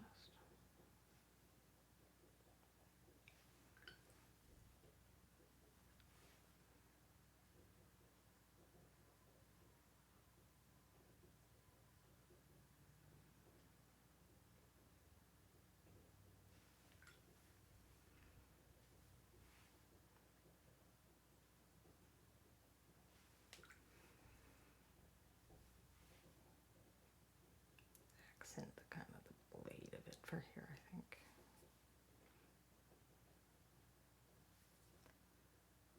Gives him something sharp and creepy, as he should have.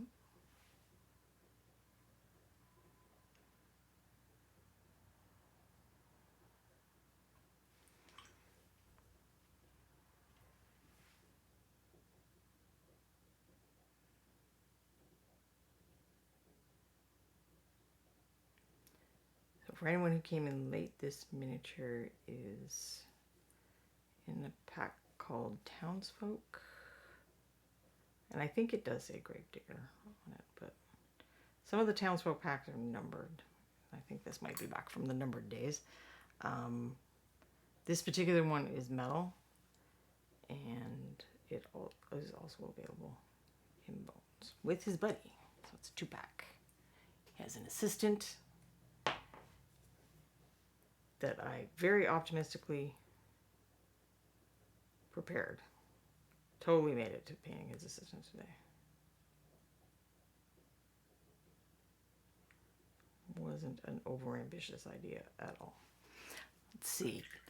Hey, ding! We met the stretch goal for the Ton of Trouble Adventures onto the Goblin stretch goal. Awesome live updates from Quindy.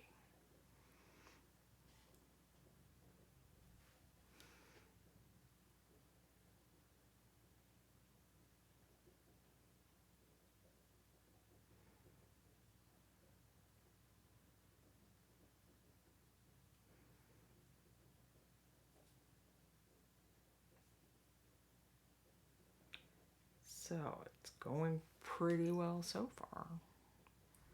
It's excellent to hear.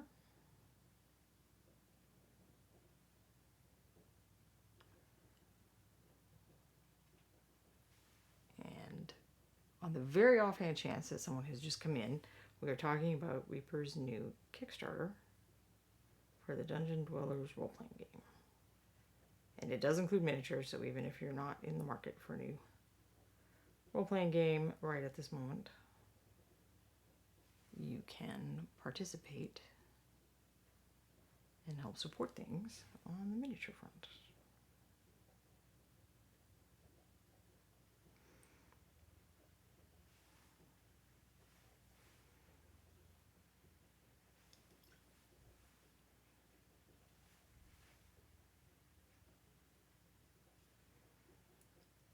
And what could be more Halloween-y than a Reaper Miniatures Kickstarter?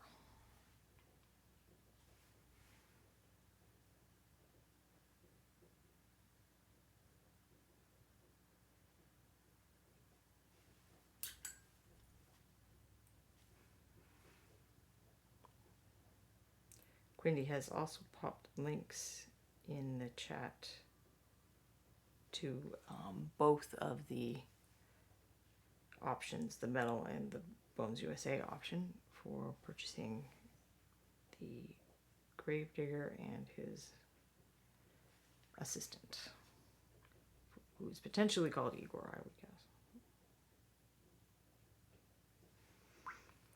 But your world, you can call him whatever you want.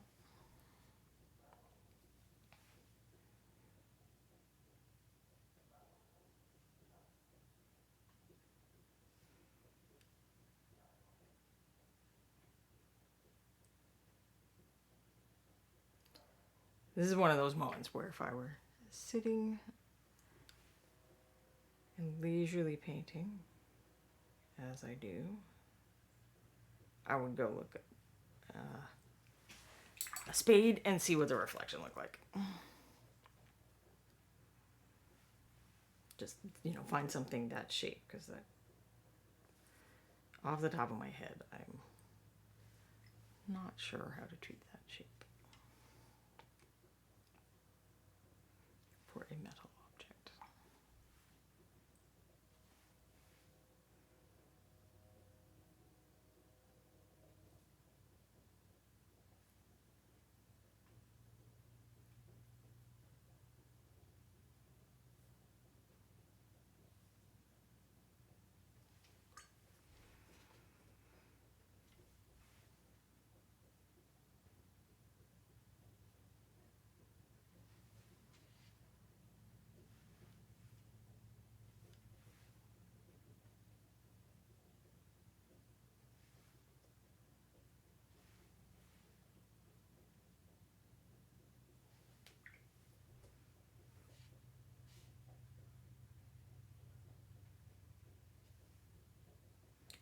Quindy.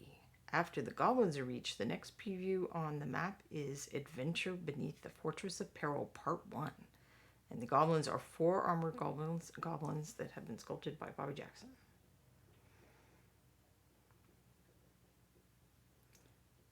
So exciting developments over there on the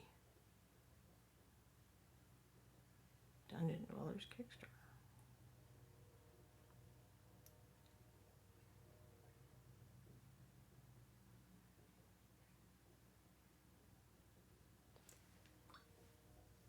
Those are little teeny skulls that I may or may not be able to do justice without my more intense magnifier.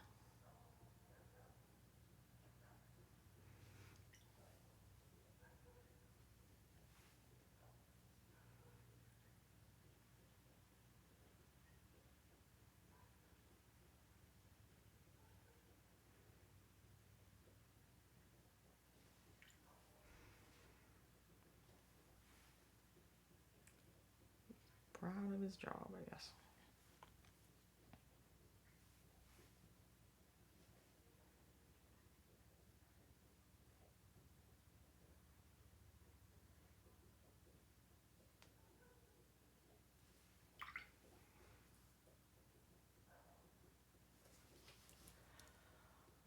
Well, not even close to done, but it is heading up to 5, or after even. So I probably need to call it. I guess I could just do every day is Halloween and keep working on them next week. That might be what I'll do. Because I did plan out a bunch of miniatures. I don't think I planned out every single week. Well, not a bunch. Also, a bunch is way of an overstatement. Well, I did plan some miniatures for Halloween and Thanksgiving. I did not plan every week. So if you have a request, please let me know. I'm happy to hear that in the chat. Or every day is Halloween. That is very true. Or you can, if you don't feel comfortable in chat, feel free to private message me. I am open to ideas for things I can do on the show and that's just a general. It doesn't have to be holiday related, but certainly I'm happy to take holiday related suggestions too. The thing about having the Monday show is that I'm very often on or near a holiday. And I like to mark the occasion. I don't think I've ever done anything for Arbor Day. Guess I'll have to keep that in mind. But we've had things for St. Patrick's Day and Valentine's Day, Christmas, Halloween. We did pastels this Easter. I never did finish the little Easter dragon, and I feel like I want to do it for real, and I hadn't taken the mold lines off that guy, so it's like I want to go get another Rocky and start over. They're also tried to get too many colors on there. But this is where our little Undertaker guy is in sepia tone.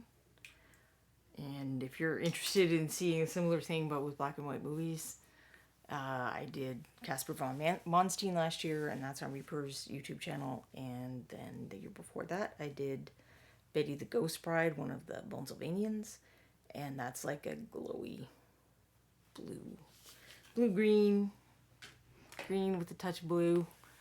Actually, I think it's more blue with a touch of green on it. And those I did finish in one session. So it was the rare moment that I finished a miniature in one stream. But alas, I did not repeat the feat this year. Nonetheless, I think it's still kind of a fun color scheme and stuff, so I think I probably will continue with it. Let me turn that other camera on for now. So I'm gonna let Queenie find us a raid, or we can all just, hop over to Kickstarter and watch the numbers tick. That's pretty entertaining too. I'm sure that Reaper will be doing more streams where they talk about the Dungeon Dweller stuff in more detail, and we can all look forward to that. Queenie's sharing links to some of my sites where I have additional information in other forms. But I'm going to say goodbye for now, and I hope I'll see you next week. And if I don't, here, I'll just show some dice on my way out. We're going to raid Mighty Lancer, and please say hi and spread the Reaper love. See you next time.